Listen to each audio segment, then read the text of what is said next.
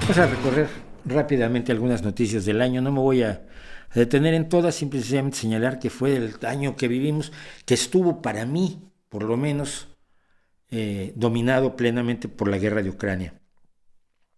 No solamente por el hecho mismo de que hay una invasión a un país que no es un agresor, a un país pacífico, a un país al que se les meten ejércitos y asesinan civiles, destruyen casas y jardines y teatros y escuelas y hospitales, que es algo que yo no alcanzo a entender todavía, cómo hay quien está del lado de quien hizo todo eso, ¿no? Por malo que fuera el gobierno ucraniano, pueden ser el demonio si quieres, pero estar del lado del que le ha destruido la vida a millones de inocentes, yo creo que se requiere tener muy dura la piel o muy frío el corazón. Pero, dominada por eso y dominada porque ha implicado que la guerra ha incidido en la inflación en todo el mundo, ha incidido en el precio del combustible, ha incidido en nuestra visión de cómo vamos a construir el futuro para no depender, por ejemplo, como se dependió del gas y del aceite y del petróleo ruso, cómo va a verse la seguridad de los países que confiaban en cierta medida en que los mecanismos comerciales posteriores a la Segunda Guerra Mundial de alguna forma garantizaban que no hubiera guerras como las que plagaron a Europa durante miles de años. Los 75 años de la paz europea, de la Unión Europea, son un logro impresionante, absolutamente impresionante. El hecho es que sigue siendo los países de la Unión Europea, que son potencias que estuvieron en guerra durante miles de años, no se han declarado la guerra en estos 75 años, y eso es satisfactorio. Pero la guerra de una potencia contra un país pequeño en comparación, ninguno de los cuales es miembro de la Unión Europea, sí cambia el futuro que vamos a tener todos. Pero tuvimos, aparte de eso, las protestas en Irán. Y ese es otro punto que a mí me lastima muchísimo, porque como Irán es un país cuya revolución se hizo contra los Estados Unidos, el gran Satán, el líder de la revolución iraní, Khomeini, llamaba el gran Satán a los Estados Unidos. Se cebó sobre el personal de la Embajada de Estados Unidos, por ejemplo, con un larguísimo cautiverio, los tuvo como rehenes. Y siempre ha estado en contra de Estados Unidos, y por supuesto ha tenido esa televisión que es Hispan TV o distintas, tiene televisiones en distintos idiomas donde su principal mensaje es antiestadounidense, y por eso personas como Pablo Iglesias o como Julio Astillero en México, Pablo Iglesias en España, Julio Astillero en México, les dan espacios para que hagan antiyanquismo en Irán, pagado por los ayatolas, que también ejecutan mujeres por no usar el velo. Pero parece que a personas como Pablo Iglesias o Julio Astillero pues les interesa más su lucha contra Estados Unidos que el hecho que se mate a unas cuantas mujeres. Es poco importante, es mucho más importante la causa que tienen ellos. Y debido a este enfrentamiento de los Estados Unidos con Irán, o de Irán con los Estados Unidos, que tiene bases, Estados Unidos mantenía al Shah de Irán allí, y una vez que hubo una oportunidad democrática en Irán, Estados Unidos dio un golpe de Estado para reinstalar al Shah.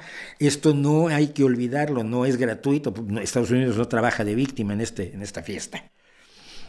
Pero el antiyanquismo de Irán ha llevado a muchos a callar primero ante la sumisión de las mujeres en Irán, ante los problemas económicos que tiene el país, porque los ayatolas son muy buenos para hacer religión, pero son muy malos para organizar una economía, ante la sumisión y opresión de las mujeres, ante los asesinatos de mujeres y ante los encarcelamientos de mujeres por no usar el velo, pero con penas de 20, 25 años, no es de 10 días de calabozo por no traer el velo bien puesto. Por supuesto, la lucha contra todos los demócratas de izquierda que pueda haber en Irán y que son perseguidos brutalmente por los ayatolas, cuya única misión en la vida es mantener la pureza religiosa del Islam y de la Sharia. A todo eso se le ha cerrado los ojos.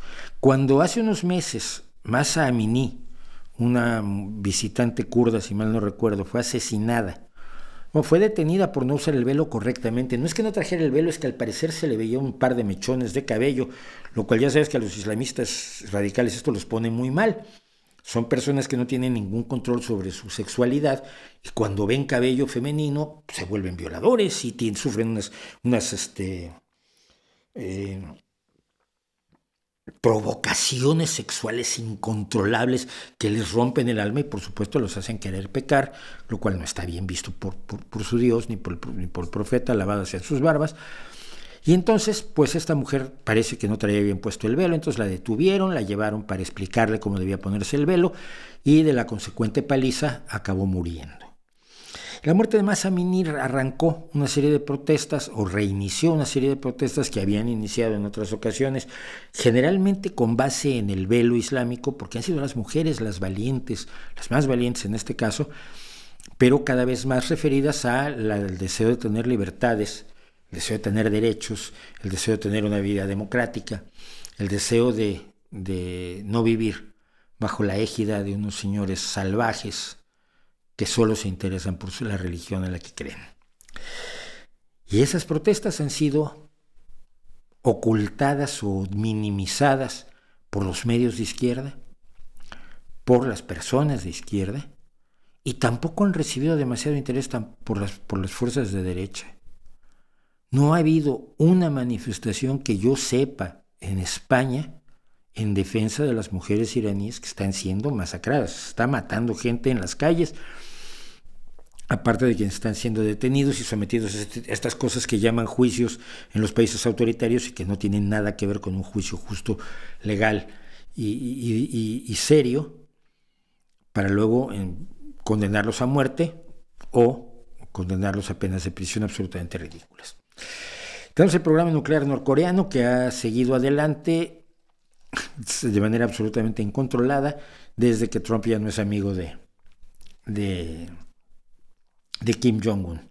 Tenemos la ola rosa en América Latina que a Estados Unidos le interesa pero no le importa y que siempre quiero hacer mención sobre esto. Le llaman la ola rosa a la elección de una serie de gobiernos de izquierda y en este año solamente en 2022 fueron electos un hombre de izquierda en Chile, otro hombre de izquierda en Colombia y un hombre de izquierda que vuelve en Brasil, que son Lula, Petro y Boric. A mí me parece muy interesante y muy alentador que haya gobiernos de izquierda que sean razonables, que haya gobiernos de izquierda que sean democráticos, que haya gobiernos de izquierda que no sean autoritarios, que haya gobiernos de izquierda que no se ciñan a la dogmática marxista, sino que busquen el bienestar de sus pueblos por las vías que mejor le convengan a cada sociedad y a cada pueblo, porque todos los países son distintos. Y repito, es muy curioso que Estados Unidos no haya hecho nada para impedir todo esto, pero es que ya no les importa. No es ya uno de los asuntos principales de la preocupación estadounidense. Está el asunto del criptoderrumbe, que no es tan grave. El mayor centro de intercambio de criptomonedas sí cayó en quiebra, desapareció, acaba de ser deportado su fundador a Estados Unidos para explicar dónde quedaron 150 mil millones de dólares que desaparecieron, porque el tipo lo que hizo fue estafar a todo el mundo. Y la estafa no tiene que ver precisamente con la debilidad de las criptomonedas. Debilidad que yo me atrevía a comentar alguna vez que en un video que se llama Bitcoin y Bitcuentos, si lo quieren ustedes ver. Y allí comentaba yo que había una burbuja parecida o que podía ser parecida a la de los tulipanes en Holanda, que fue la primera gran burbuja de nuestro tiempo, moderna, aunque burbujas antes ha habido en otros lados. Burbuja es cuando algo crece, aumenta de precio porque todo el mundo lo quiere comprar hasta que un día se dan cuenta que lo están pagando demasiado caro y entonces la burbuja revienta y el que compró caro pues se queda sin poder vender al precio al que compró. Yo soy víctima directamente de la burbuja inmobiliaria en España. Yo tuve que comprar un piso cuando estaban los precios en algunos de sus niveles más altos, pero me vi obligado a hacerlo y estoy pagando una hipoteca hasta ahora de un piso que no puedo vender en lo que me costó. Bueno, cuando lo tenga ya veré cómo lo vendo, porque de momento sigue siendo del banco. Pero este tipo de burbujas han ocurrido incluso desde la antigüedad. Pero en el caso de las criptomonedas, no se relaciona directamente el derrumbe de las criptomonedas, la caída en su precio, que fue muy notable durante este año, con el intercambio que fracasó. Sin embargo, yo sigo pensando que son monedas de juguete. Y son monedas de juguete, son monedas inventadas, como todas las monedas. Si estamos de acuerdo en que valen esto, pues estamos de acuerdo en que valen esto. Cuando empecemos a estar en desacuerdo en lo que valen, las monedas dejan de tener valor. Y así es como se crea la inflación en los países, en las sociedades con monedas tradicionales. Así que las criptomonedas no parecen ser todo aquello que nos vendían los famosos criptobros. Finalmente tenemos el Twitter de Elon Musk, del que solo voy a decir una cosa. Yo pedí aquí que no lo comprara. Yo advertí aquí lo que podía pasar. Musk es un tipo absolutamente desequilibrado. No desequilibrado, no quiero decir que esté loco, porque es un tipo que no es coherente, que tiene un equilibrio en su accionar que te permita decir, bueno, va a ser coherente en cierto nivel. No es como Zuckerberg, que mete la pata invariablemente. No sabe que Zuckerberg va a meter la pata. Pero no pasa así con Elon Musk. Yo le pedí que no lo comprara, pero bueno, que el caso me va a hacer a mí. Pero sí quiero dejar nada más este mensaje. Uno de los personajes a los que yo más admiro en la economía y más respeto es a Paul Krugman, que es premio Nobel de Economía, por cierto, un analista estadounidense, y que en su resumen del Twitter de Elon Musk decía: yo no confiaría en Elon Musk para que le diera de comer a mi gato, mucho menos para que encabezara una corporación importante. Y Twitter es una corporación importante y por lo tanto el Twitter de Musk fue uno de los asuntos fundamentales en este año que acaba de terminar, junto con otro montón de noticias con las que seguramente les van a dar a ustedes la murga y la tabarra en los próximos días.